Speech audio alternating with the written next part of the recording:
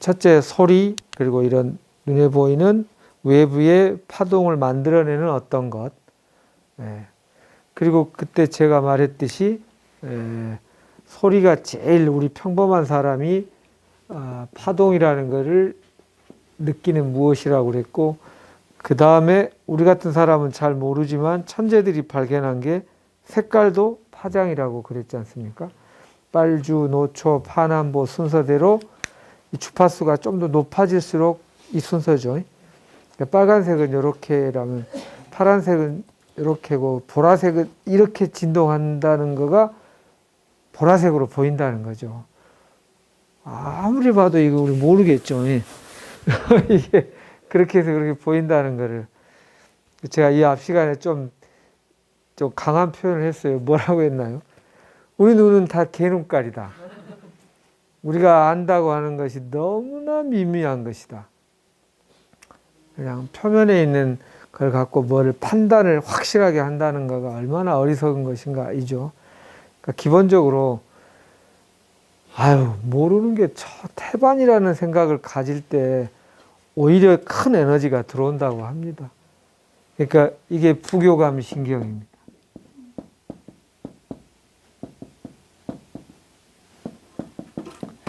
이 이야기는 대부분 사람이 아실 텐데 혹시 또 이 얘기도 새로운 얘기라면 말씀드리자면, 교감신경과 부교감신경 이 두 개로 이루어져 있는 우리 몸에 중요한 시스템이 있는데 그게 자율신경계입니다. 자율신경계. 이걸 뭐라고 표현했냐면 의학적으로 머리끝에서 발끝까지 우리 몸과 마음에 일어나는 모든 현상을 조절하는 보이지 않는 손이다, 이렇게 표현했어요. 보이지 않는 손, 이게 경제학에서 쓰는 용어일 뿐만 아니라 이 보이지 않는 손이라고 하는 이유가 이 이름에 근거합니다. 자율이라는 말. 내가 어떻게 하자고 하는 대로 얘가 뜻대로 잘 안 되고 그냥 자기 스스로의 규율대로 되는 것 같은 거예요. 도대체 얘가 왜 이러지를 보이지가 잘 않는 거예요. 그걸 자율신경계라고 합니다. 신경계 중에서 자율신경계하고 반대되는 것들이 있죠. 내가 생각한 대로 될 수 있는 거. 예를 들어서 주먹을 2번 쥐었다가 폈다가 해야지. 이러면 이제 정말 중풍이나 이런 뇌 질환에 있는 사람 일부를 빼고는 다 되시잖아요. 2번. 내 뜻대로 되는 거고, 그거하고 반대적으로 자율신경계는 내 뜻대로 안 되는 것들입니다. 예를 들면 1000명 앞에 딱 서가지고 갑자기 춤을 춰라고 그러니까 막 긴장돼가지고 막 심장이 툭툭툭 뛰어요. 평상시보다 훨씬 빨리 뛰어. 100번 뛰어. 왜 이러냐 촌스럽게. 73번 이런다고 방금 이렇게 하듯이 안 되잖아요. 또 긴장해서 땀이 막 나는데 땀 나지 마 그런다고 바로 들어가고 이러지 않잖아요. 또 혈압이 오늘 재봤더니 170이야. 그렇게까지 오를 필요 없어. 127 이러면 딱 이렇게 되고 이러지 않잖아요. 혈압, 온도 조절을 위한 땀 나는 거, 심장 박동수, 이게 대표적으로 자율신경계가 하는 기능입니다. 이게 내 뜻대로 안 돼요. 그런데 이 뜻대로 안 되는 이 세 가지가 생명을 유지하는 데는 굉장히 1차적으로 중요해요. 그러니까 뜻대로 되는 거, 요게 되다가 어느 날 안 됐어요. 이렇게 잘 안 돼요. 이렇게. 이게 하루 가니까 사람이 죽고 그러진 않아요. 근데 아까 심장 박동수를 조절이 안 돼서 계속 이렇게 되면 바로 죽어요. 더워가지고 우리는 항온 동물이잖아요. 갑자기 내 몸이 45도, 50도 올라가면 자율신경계가 작동해서 땀을 내서 온도를 좀 낮추거든요. 자동적으로, 자율적으로. 그게 안 되면 우리는 바로 죽어요. 혈압이 갑자기 250 올라가면 바로 죽어요. 그러니까 생명에 직결된 것, 잘못하면 바로 죽을 수 있는 것들은 희한하게도 우리 생각대로 안 되게 만들어져 있어요. 이 현상을 어떻게 해석하실 수 있을까요? 왜 생명에 직결된 것일수록 우리 생각대로 안 되게 만들어져 있을까요? 안전하게 보호. 우리 생각대로 하면 그렇게 안전한 것 까먹고 할까봐 그렇다는 말씀. 네, 저도 비슷하게 생각합니다. 저도 조물주의 뜻을 잘 모르겠지만 내 생각으로 누구한테 뒤지지 않으려고 좀 더 많이 하려고 남한테 멋지게 보이고 싶어서 뭐 등등의 여러 가지 이유로 욕심 때문에 또는 두려움 때문에 그냥 내 몸이 보내고 있는 자율신경계의 신호들은 있죠. 잠이 잘 온다 안 온다 뭐 이런 것들, 그런 거를 무시하고 악으로 깡으로 견디다가 힘들어지면 안 되는데, 특히 생명과 직결한 것일수록 그러면 안 되겠다라고 생각하니까 인간의 생각대로 안 되게 만들어 놓은 게 아닌가 싶어요. 항상. 네? 항상. 일정하게 유지할 수 예, 있는. 예. 그렇죠. 그런 것들은 우리 생각대로 안 되게 돼 있어요. 그래서 이 부교감 신경과 교감 신경의 균형에 있어서 현대인들은 주로 교감 신경이 지나치게 올라가 있어요. 올라간 걸 이렇게 말할게요. 부교감 신경은 좀 위축되어 있어요. 이 균형이 안 맞기 때문에 내 안에 위대한 자연 치유력이 잘 작동을 안 한다예요. 이게 머리끝에서 발끝까지 일어나는 모든 현상을 조절하는 보이지 않는 손인데, 그래서 자연 치유력이 잘 발휘되게 하려면 어떻게 해야 됩니까? 를 의학적으로 얘기를 해본다면 자율신경 균형을 맞추어서 이게 적절한 균형을 이렇게 맞출 수 있으면 그 어떤 질환도 회복할 수 있다. 이게 히포크라테스의 얘기하고도 일치하고 그렇습니다. 고치지 못할 질병이 없다. 고치지 않는 습관이 있을 뿐이다. 이런 얘기도 있는데, 그 습관 중에 제일 중요한 게 이 자율신경계의 균형을 무너뜨리는 습관을 바꾸는 것, 변화하는 게 중요하다입니다.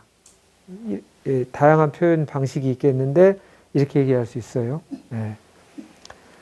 부교감 신경이 우리가 좀 올라가려면 뭐가 필요하냐면, 제가 아까 우리가 모른다라고 하는 게 이완, 첫 시간에 이렇게 이완하자는 거 했죠.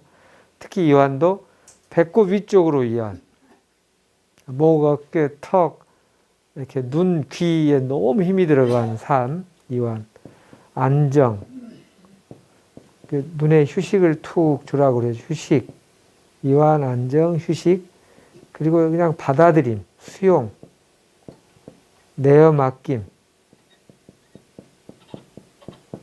그리고 명상. 되게 중요한 키워드가 이렇습니다.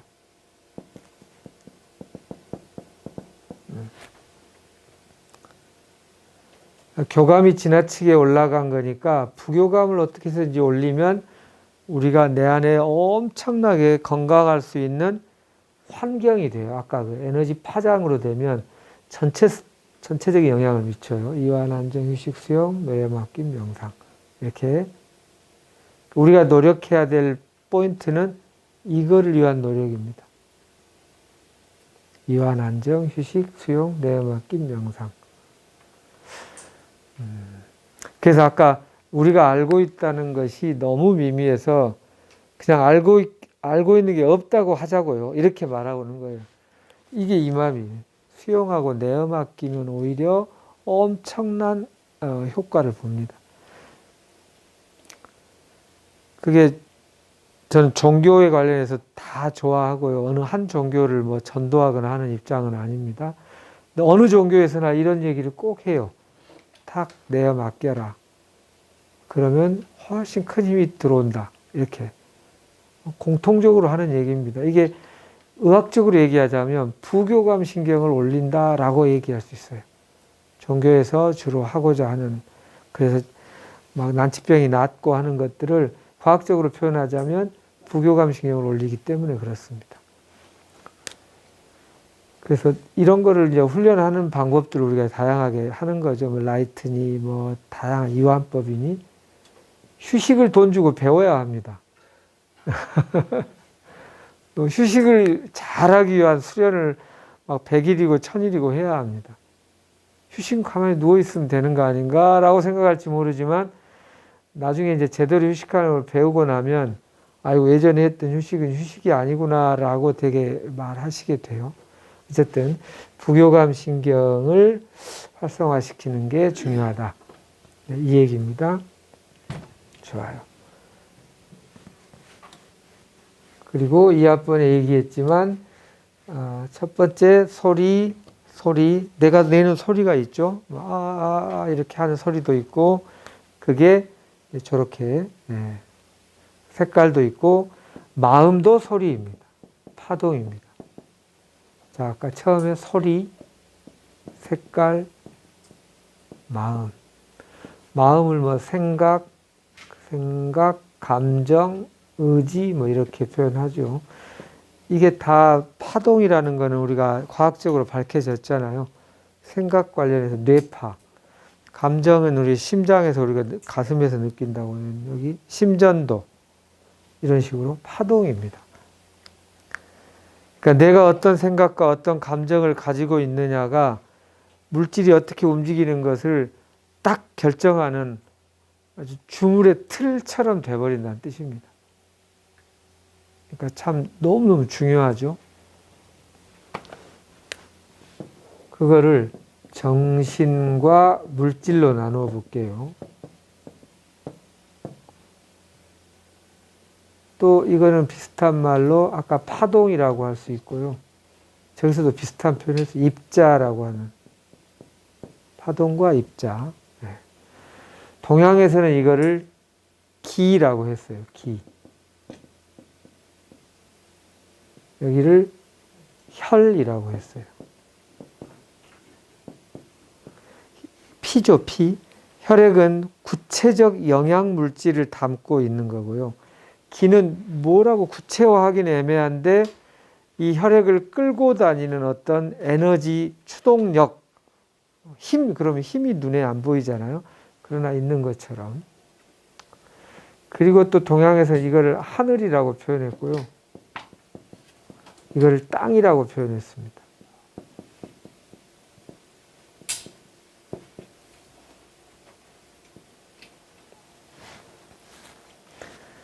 그리고 여기는 전체성이라고 표현했고요. 여기는 국소성이라고 표현했고요. 정신은 자, 한번 볼게요. 비유하는 게 이쯤에서 한번 해보죠. 제가 늘 하는 비유입니다. 이제 아주 귀에 못이 박히도록 하는 비유.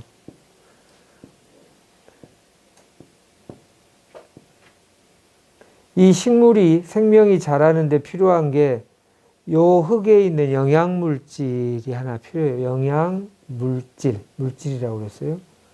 근데 영양물질만 갖고 사는 게 아니잖아요. 여기에 있는 햇빛, 뭐 온도, 공기 이게 필요하잖아요. 이거하고 두 개로 이루어져 있는데 이 영양물질의 특징은 구체적 영양물질을 가지고 있지만 국소성이 있어요. 그러니까 이 식물에 영향을 미치는 물은 요 정도의 땅의 영양분이죠. 요 땅에 특별한 영양소가 있는 게 이 식물에 영향을 못 미친다. 그러니까 어떤 약이 어떤 건강기능식품이 누구에게 좋다고 하는데 나도 좋을까? 내가 요쯤에 있다면은 같이 좋을 수는 있지만 이쯤에 있다면 영향을 미치지 못할 수 있다. 그게 한계입니다. 그러나 여기 온도가 지금 32도야. 여기나 32도는 똑같이 영향을 미치잖아요. 또 이렇게 바람이 불어. 그럼 여기에 다 똑같이 영향을 미치잖아요. 여기 산소 밀도가 뭐 1%야. 그럼 다 똑같이 영향을 미치잖아요. 그래서 전체성을 가져요. 여기는 국소성을 갖고요. 근데 이 세상엔 좋기만 한 것 없고요. 나쁘기만 한 게 없어요. 다 효용과 한계를 가지고 있어요. 전체성이 있는 대신에 이게 잘 변해요. 다시 말하면 유지 시간이 짧아요. 여기는 여기에 비해서 덜 변하고요. 유지 시간이 저기에 비해서 길어요.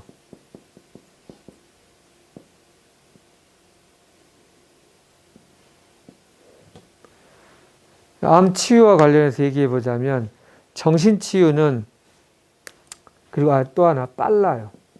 빠르다. 이건 좀 저기에 비해서 늦어요.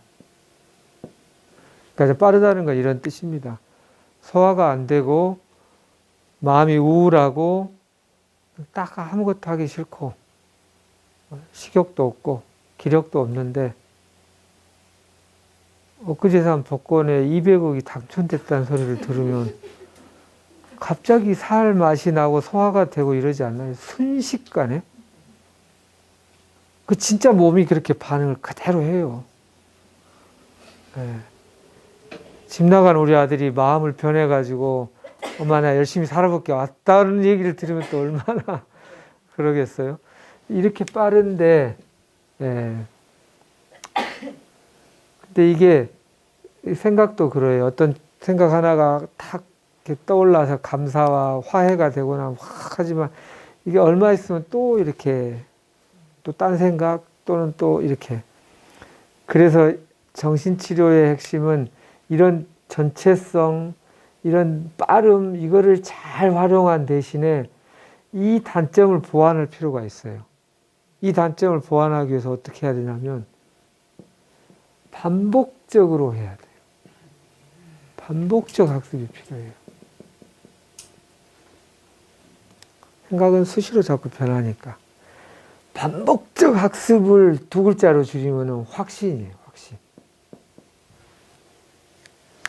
아 그렇게 하면 되겠구나. 맞아 희망이야. 그런데 좀 있으면 또 그 맞나? 뭐 이런 마음이 또 들잖아요. 순식간에. 근데 정말 확실하게 이렇게 해버리면 암 치료에서 낫는 분들을 보면 다소 엉뚱한 생각이라 하더라도 확신을 가진 사람은 공통적으로 잘 나아요. 그 유명한 얘기 있잖아요. 그 원효대사의 해골 바가지 물을 먹고 막 이 세상에 해골 썩은 물을 먹고도 최고의 아주 약수 중에 약수다고 먹고 나니까 진짜 몸이 이렇게 반응하듯이. 그게 확신이죠, 확신. 근데 확신이 저절로 생기지는 않고요. 반복적으로 학습하는 데서 생깁니다. 반복적으로. 그래서 제가 그 주마니아님 강의를 들으신 분이 많이 계시니까 5번 들었네, 7번 들었네 하는 분들이 있어요. 근데 또 이제 머리가 영리하신 분들은 그게 그렇게 7번 들을 가치가 있어? 몇 번 들으면 금방 다 알겠던데. 그게 영리한 것 같지만 영리한 게 아니라고요. 아까 내 눈에 보이는 것만 믿고 그게 다라고 생각하는 거나 비슷해요. 눈에 안 보이지만 7번, 8번 들을 때에 이 반복적 학습이 확신으로 되고 습관으로 됩니다. 습관이 되면 왜 이게 현명하냐면 습관이 되면 습관적으로 하고 같은 말이 무의식적으로 같은 말이죠. 또 자동적으로 거의 같은 말이죠. 습관이 되어버리면 자동적으로 되기 때문에 우리의 의식의 에너지가 하나도 안 들어도 돼요. 그래서 습관까지 가면 엄청 남는 장사입니다. 근데 습관으로 되려면 반복을 동양에서는 뭐라고 했냐면 100번 이상을 반복해야 한다. 저는 영리하니까 30번이면 안 될까요? 그런 경우는 없어요. 그러니까 영리한 사람이 오히려 암 치료에 성공하는 확률이 좀 적더라고요. 오히려 좀 둔한 사람, 그 우보백리라는 표현이 있잖아요. 또박또박 꾸준히 가는 사람이 성공할 확률이 높습니다. 혹시 내가 좀 영리하다고 생각한 사람은 긴장하십시오. 아무튼 확률적으로 영리한 사람이 성공하는 확률이 확실히 낮아요. 암 치유에 있어서. 제가 한 30여 년, 40년 다 되게 이렇게 암 관련해서 병원에서 포기한 암 한우들 제도권 안, 제도권 밖에서 났는데 오랫동안 관여해 봤는데 아무튼 빨리 잘 알아듣고 핵심을 저보다도 더 강의를 잘 표현해내는 분 처음에 무지 기뻤어요. 저 사람 핵심을 정확히 알아듣네. 그리고 빨리 진도가 나가요. 나중에 보면 그분 돌아가신 경우를 많이 봐요. 그러면 이제 조금 하고 나면 난 그거 알고 이제 뭐 또 새로운 거 없나 하고 이제 이렇게 뭔가 자동적으로 될 때까지 안 하고 또 새로운 걸 찾느라고 에너지를 분산해서 이렇게 되더라고요. 아까 고치지 못할 질병이 없다. 고치지 않는 습관이 있을 뿐이다. 이랬는데 습관은 무의식이고요. 이거를 암이라고 하면 세포의 기억입니다. 무의식까지의 변화, 세포의 기억을 바꾸고 무의식까지 변화되는 것, 이것을 습관을 바꾸는 것이 돼요. 그리고 이게 유전자예요. 유전자하고 공명하는 것, 파장이 맞아야 이렇게 팍 이렇게 하죠. 아까 유리컵에 손으로 이렇게 욱 소리 나는 거, 이거가 욱 소리는 1초에 몇 번 하는 거에 따라서 소리가 달라요. 오그니 이것에 탈 때문에 그래서 소리가 차르거든요. 여기에 마이크를 이렇게 놔두고 여기 손으로 우 소리 나는 거 얘가 캐치를 했어요. 그래서 이게 137Hz구나 라고 밝혀졌어요. 그러고 나서는 여기 마이크 치우고 여기에다가 137Hz를 만드는 소리를 여기다가 이 유리컵에 닿지도 않고 소리만 냈더니 얘가 팍 깨져 버렸잖아요. 이게 공명의 힘입니다.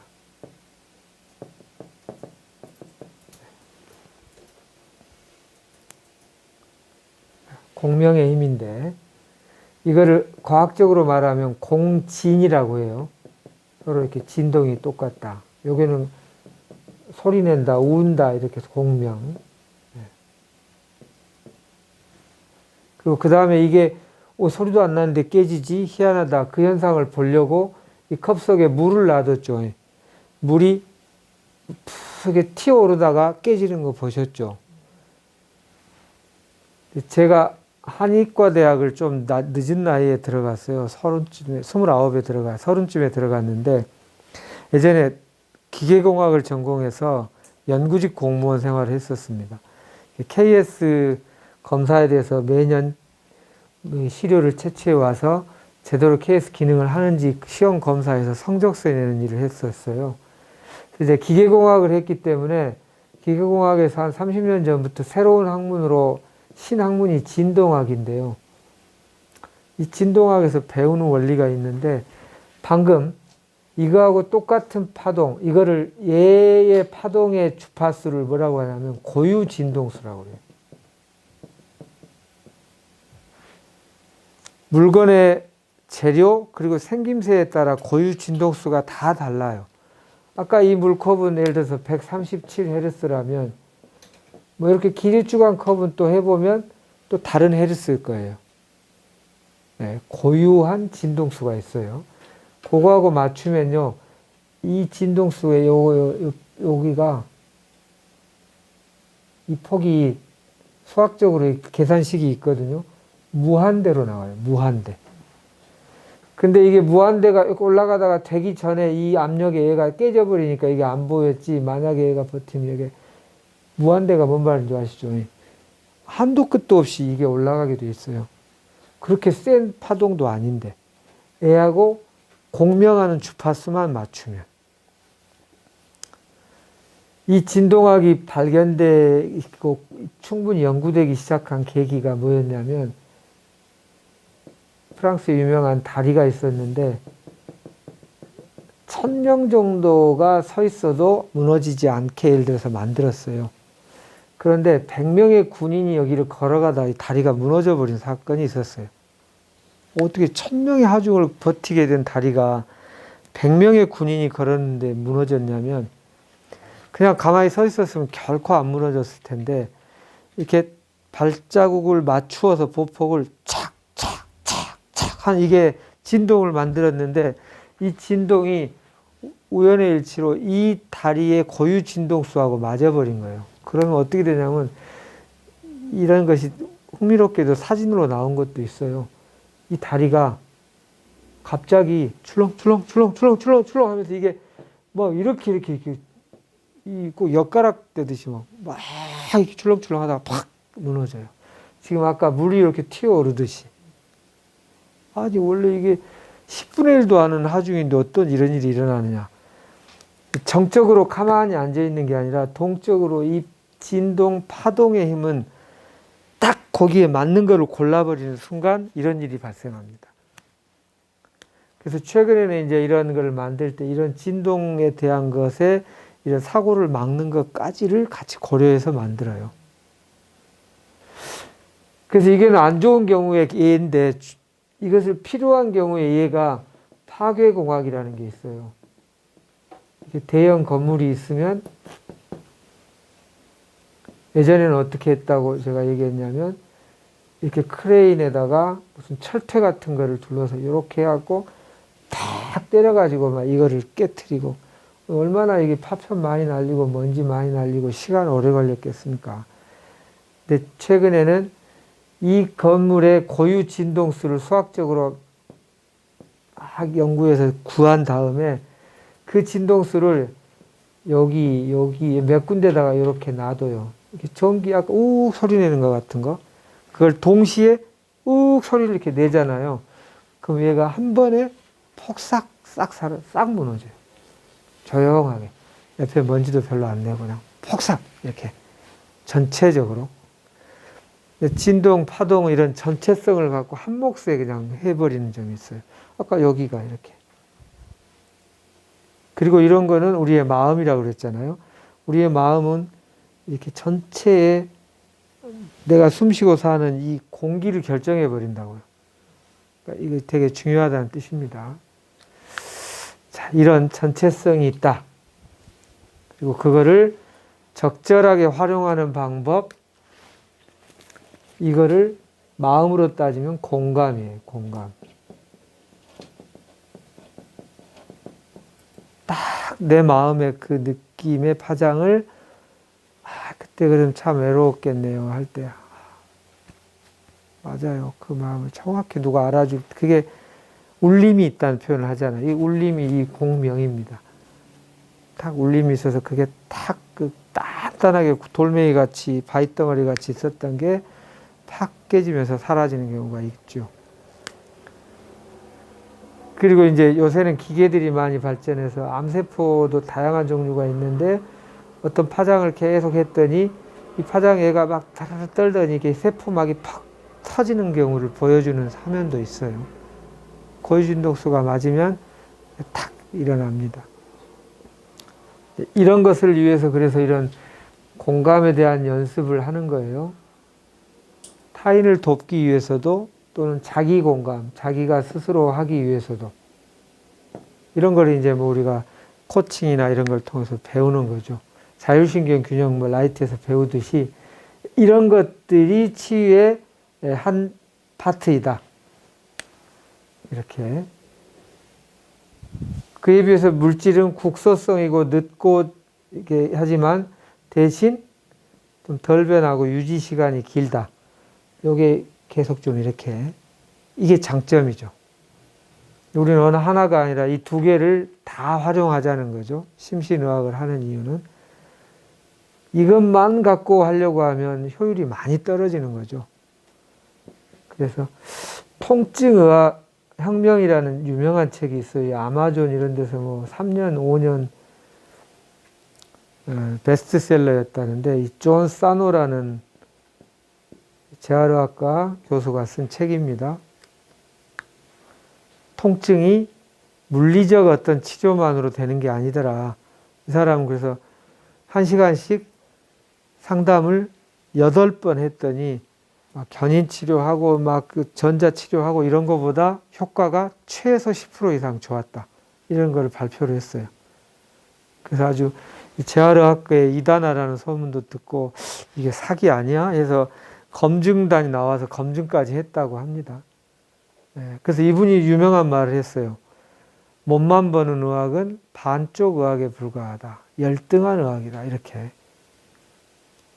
근데 우리한테는 이런 그 교육된 상식이 있어요. 병원에 갔더니 원인을 못 찾고 돌팔이 같은 놈이 신경성이래. 이렇게. 근데 저의 입장은 신경성이 아니라고 한 사람이 전 돌팔이라고 보는 거예요. 신경이 같이 영향을 미치지 않는 특히 만성병은 그걸 말 안 하면 그건 돌팔인 거죠. 반쪽 의학인 거죠. 이게 항상 같이예요. 항상 같이. 예. 그래서 요 점까지를 지금 우리가 좀 해보자는 거고요. 이거를 검증을 하기 위한 수많은 학자들의 연구가 있어요. 보면 호른과 피카르라는 사람 두 분이 연구한 것에 의하면은 심장하고 폐, 호흡기 관련한 질환이 굉장히 심각한 분들 대상으로 뭐 혈액 검사다, 무슨 뭐 이렇게 폐활량 검사 이런 거 하지 않고 오로지 심리 검사만 했어요. 심리 검사 내용을 보고 이분이 심폐질환에 굉장히 심각한 질병이 있을 확률이 높겠네 라고 했는데 그게 80%가 정확히 맞췄어요. 혈액검사나 뭐 다른 의학적 검사 없이도 마음 상태에 대한 것을 조사만 해도 그걸 맞출 수 있다는 거고요. 암에 대해서도 조사를 했어요. 암에 대해 조사했더니 61%를 예측했다고 돼 있어요. 심리적으로 늘 불편한 것들, 뭐 이런 것들, 이분이 암이 있을 확률이 10명 중 100명 얘기하면 61명이 암 환자라는 뜻입니다. 그러니까 이제 이걸 더 정밀하면 더 이렇게 되겠죠. 더 확률이 높겠지만 이런 원리가 있다. 이걸 이제 보는 겁니다. 그런데 이게 빠르고 잘 변하고 또 유지 시간이 짧고 또 잘 안 보인다는 약점이 있죠. 이거는 잘 보이는 또 수치화 해낼 수 있다. 이런 장점이 있습니다. 그래서 이 부분이 열등하다고도 하고 하지만 대신 장점이 있어요. 확실해요. 이건 조금 눈에 안 보이니까 모호성이 있어요. 확실성이 있고. 모호성이 있다고 가치가 없는 게 아니라 이런 훌륭한 여러 가지 좋은 것이 있지만 이게 있다 보니까 이쪽에 제일 큰 단점 중에 하나가 사기꾼이 끼어들기 좋아요. 그래서 뭐 양자 물리학, 양자 뭐 파동 이거를 주로 사기꾼들이 많이 활용해요. 그래서 양자의학 어쩌고 양자 얘기 물리학 하면 경기를 하는 분들이 많죠. 그거 활용한 사람 아주 사기꾼들이. 근데 사기꾼 몇 명이 그렇다고 해서 이 원리 자체를 폐기하는 것은 너무나 아깝긴 해요. 눈에 안 보이다 보니까 이게 옥석을 가려야 되는 점이 있긴 합니다. 옥석을 가릴 필요가 있어요. 그러나 가끔 그렇다고 이 전체를 폐기하는 것은 굉장히 아쉬운 거죠. 그 점의 특징을 아시기 바랍니다. 네. 자, 그러면 우리 관련하여서 암에 관련하여서 이런 관점을 갖고 한번 보도록 하죠. 네. 오늘은 뭐 유방암, 난소암을 위주로 한번 좀 자궁암 위주로 보겠고요. 다음 시간부터는 각각의 병들에 대한 심신통합적인 원리를 하나씩 보도록 하겠습니다. 유방암이신 분이 한 몇 분이나 되실까요? 유방. 예, 좋습니다. 이 얘기는 여러 번 하기도 했지만 한번 봅시다. 유방. 아까 두 가지를 다 쓰자. 정신과 물질. 이 말은 이 물질이 뭐 어떠어떠한 성분이 있어서 뭐에 어느 경로를 막 이렇게 잘 조절해서 좋대. 이게 훌륭한 우리의 자산이고 가치 있는 정보인데요. 이것의 의미를 우리가 일반적으로 사는 마음의 의미를 알고 그 파동을 갖춰주면 물질이 오래가는 장점과 이 물질이 뜻하고자 하는 이 파동을 맞추면 얼마나 좋겠습니까? 그래서 뜻과 의미를 알자는 얘기를 했어요. 그러면 유방은 어떤 의미가 있을까? 두 가지를 한번 보는 겁니다. 유방이 하는 일이 무슨 일을 하죠? 네. 네, 그렇죠. 아이를 양육하는 일을 하죠. 네. 양육을 무엇을 통해서 하죠? 모유를 통해서 구체적 영양 물질을 제공하죠. 생명의 가장 생명을 키우는 가장 정미로운 물질이라고 해요. 정미롭다는 표현이 정은 정수 뭐 이럴 때 같이 써요. 에센스란 뜻이에요. 에센스. 미자는 아주 미묘한 것까지. 생명을 키우는 가장 에센스가 모유에 다 들어가 있어요. 그러지 않겠어요? 그 여린 취약하고 여린 그 생명 피덩이 같은 작은 아이가 그걸 먹고 막 무럭무럭 자라잖아요. 다른 거 막 무슨 반찬 뭐 건강기능식품 이런 거 안 먹어도 그 젖 하나로 모두 해내야 되니까. 예. 그래서 동양에서는 뭐라고 했냐면 물질이 굉장히 정밀로워지는 단계에서 1단계가 붉은색으로 변한다가 있어요. 음식의 색깔에 따라 다 다른데 붉은색으로 변한 거 이게 피예요, 피. 그래서 우리가 음식을 먹을 때 이런 표현을 하잖아요. 야, 이게 보기는 이래도 이게 피가 된다. 예.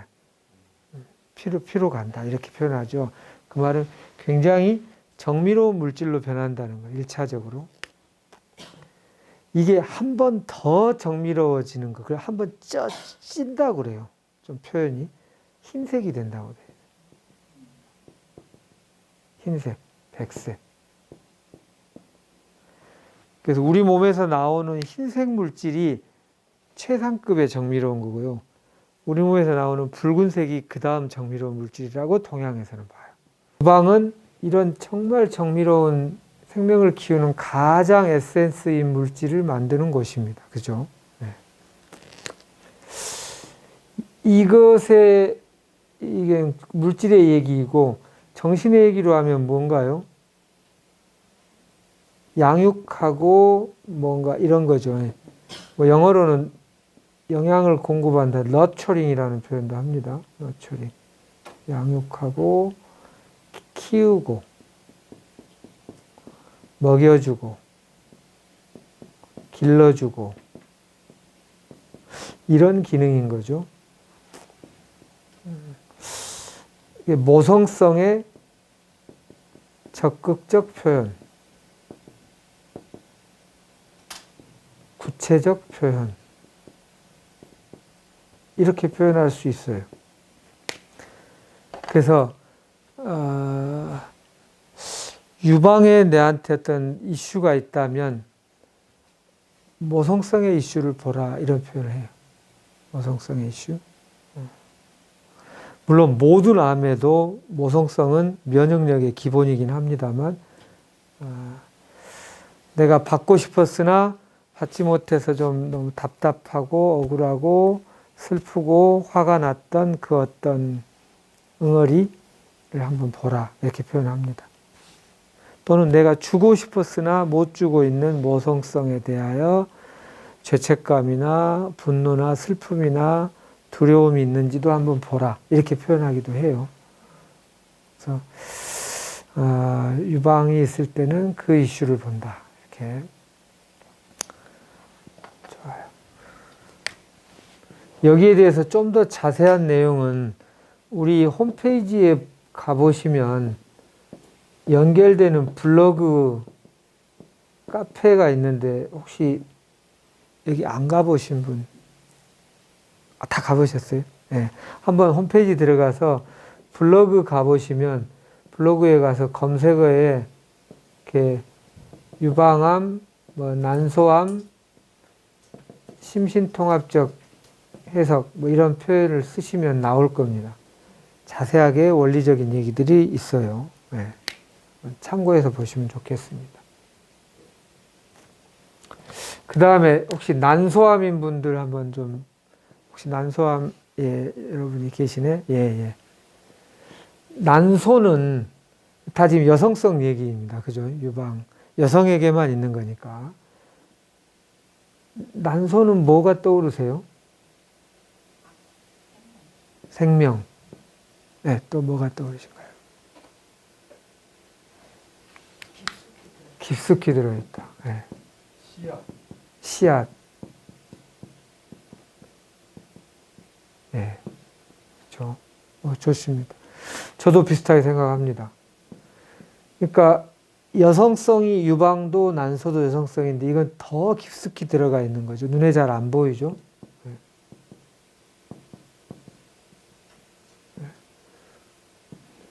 이거는 겉으로 탁 튀어나와서 적극적으로 표현하고 구체화해낸 것이라고 하고 이런 거라면 난소는 속에 들어가 있어서 그래서 여기도 여성성의 근원입니다. 근원이고 여기는 그것이 잘 표면화돼서 잘 발현된 거죠. 여성성의 발현이고요.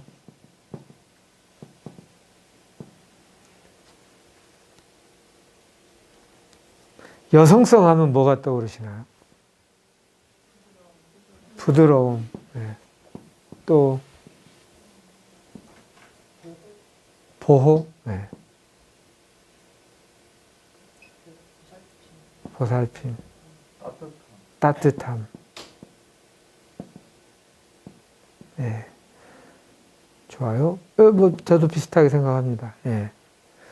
그래서 만약에 난소의 이슈가 있다면 나의 여성성의 근원에 대하여 내가 어떻게 이해하고 있고 어떻게 느끼고 있는지가 되게 중요해요. 근데 저의 경험에 의해서도 그렇고 이제 이것들을 잘 적어놓은 책이 여성의 몸, 여성의 지혜라고 하는 책이 있어요. 훌륭한 책입니다. 미국의 심신의학 학회장을 하기도 하고 산부인과 의사협회장도 했다고 알고 있는데 여자 의사 선생님이 쓴 책이에요. 이게 두꺼운 책이긴 한데 자기의 병증을 찾아만 봐도 백과사전식으로 할 수 있어서 뭐 너무 많아서 언제 다 읽으려 하지 않아도 돼요. 이 책이 있는데 그 책에서도 여기에 대하여 수많은 케이스를 정리해 놨습니다. 유방에 문제가 있을 때, 난소가 문제가 있을 때. 대부분 난소의 경우는 여성성을 충분히 발현하다 보면 안 된다. 남자들한테 뒤지지 않기 위해서 나도 이를 악물고 그 남성하고 싸워서 어떻게 해서든지 해야 된다. 이게 좀 강하게 작동하는 경향성이 높다고 되어 있어요. 그러니까 여성은 여성의 독특함으로 충분히 남성과 같이 다 보완하는 적절한 기능이 있는데 다시 말하면 남성적 질서나 남성적 방식으로 억울함을 풀려고 할 때 자꾸 그러면 난소가 어떻게 되냐면 필요 없어지잖아요. 있는 것이 나 스스로가 마음에 안 들 수도 있어요. 그러다 보면 난소가 퇴화되고 그러면서 병이 생긴다. 이렇게 되어 있어요. 그래서 예전에는 이런 좀 소그룹 세션도 해본 적이 있는데 난소암인 분들에게 물어보면서 제가 직장 생활할 때 남자 못지않게 일 잘한다는 소리 듣지 않았습니까? 뭐 거의 절대적으로 대부분 그러하고요. 또 뭐 2차, 3차 가서 대부분 또 고급 정보가 그런 데서 나눠지기도 하잖아요. 그래서 이제 좀 2차 가서 여자분이시니까 집에 먼저 가셔야죠 이러면은 아이고 가라고 해서 너무 좋아 이런 분들도 있고요. 기분 나쁘네. 왜 여자라고 먼저 가라고 그러지? 아니요, 나 끝까지 있을게요 하고 끝까지 있은 스타일 쪽에 속한 그룹들이 난소암인 분들이 많더라고요. 그러니까 이제 이게 물론 이 사회가 원인인 경우가 많죠. 남녀 차별 같은 뭐 성과를 내도 희한하게 남자 위주로 진급이 빠르거나 뭐 급여가 높거나 또 여성의 일은 또 좀 이렇게 천시하거나 이런 질곡의 역사가 있다 보니까 반발하고 거기에 대해서 적절한 투쟁한다는 것은 저는 전적으로 이해가 되고요. 근데 이제 투쟁하는 방식이 계속 남성식으로 하게 되면 안타깝게도 난소에 어려움이 생기는 경우가 있다. 그래서 이제 난소암인 분들에게 제가 드리는 핵심 질문은 나는 나의 여성성에 대하여 어떻게 생각하나? 난 나의 여성성을 사랑하는가? 그리고 나의 여성성에 상처 입은 나를 애도하고 공감해 주는 게 되게 중요합니다. 그걸로도 훌륭한 의미가 있고 가치가 있다. 이렇게. 이게 이제 제도로도 전업주부의 급여를 정하기도 했잖아요. 그게 눈에 안 보이니까 뭐 돈 가치가 없다라고 생각하는 거가 좀 서러운 일인데 이제 그것만으로도 부족하죠. 뭐 그것뿐만 아니라 어찌됐든 이제 직장 생활도 이 여성성이 조금씩 확대되고 있는 건 반가운 일입니다. 같이. 그러나 사회가 변하기 전에 내 몸이 망가지면 그것도 괴로운 일이니까 내 스스로 이걸 한번 생각해 보시기 바랍니다. 난소라면. 좋아요. 그리고 이제 뭐 이거 다 비슷한 얘기지만 자궁 관련해서도 보도록 하죠. 자궁암, 뭐 자궁경부암 이런 자궁 쪽에 질환이 있으신 분, 네, 좋아요. 큰 범주에서 여기도 여성성이죠. 그래서 이제 이 사례를 하나 들어볼게요. 이분이 이제 이 형성증 이후로 자궁경부암, 뭐 1기다, 2기다 이런 진단을 받았어요. 뭐 초기이긴 하지만 이분에게 제가 이런 심신통합적 접근을 한 적이 있는데요. 자궁하면 뭐가 떠오르세요? 이렇게 물어봤어요. 그때 지금 아까 유방하면 뭐가 떠오르세요? 자궁이요? 뭐 예를 들어서 임신, 뭐 생명, 뭐 이런 식의 얘기죠. 네. 또 생리, 귀찮음, 생리하면 늘 귀찮다고 이렇게 등등등등 얘기를 했는데 그분이 어려서 부모님이 맨날 싸우고 엄마가 맨날 어디 막 맞아가지고 막 피나고 소리 지르고 막 이런 거 듣거나 아니면 집을 나가버리거나 아니면 뭐 또 자살 시도하는 거를 또 그런 현장을 자꾸 보거나 얼마나 어린 마음에 상처가 됐겠어요.